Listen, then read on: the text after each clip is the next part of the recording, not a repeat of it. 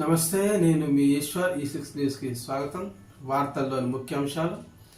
Medchal MLA మాజీ మంత్రి Chamakura మల్లారెడ్డికి big shock తగిలింది. కుత్బుల్లాపూర్ మండలం పరిధిలోని జీడిమెట్ల సర్వే నంబర్ 82లో మల్లారెడ్డి కుటుంబ సభ్యులు 33 గుంటల భూమిని కబ్జా చేశారంటూ రెవెన్యూ అధికారులు నిజాన్ని తేల్చారు.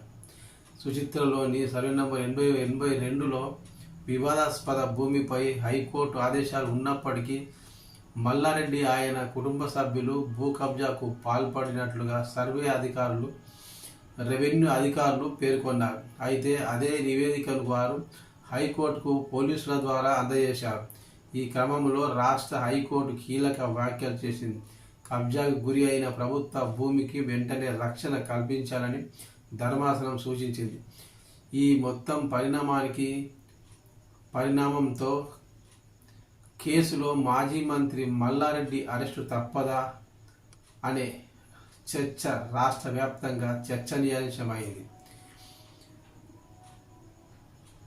కాగా ఆయనపై జిల్లా వ్యాప్తంగా అనేక భూ కబ్జా ఆరోపణలు ఉండడంతో సర్కారు ఆయనపై ఫోకస్ పెట్టినట్టు తెలుస్తోంది.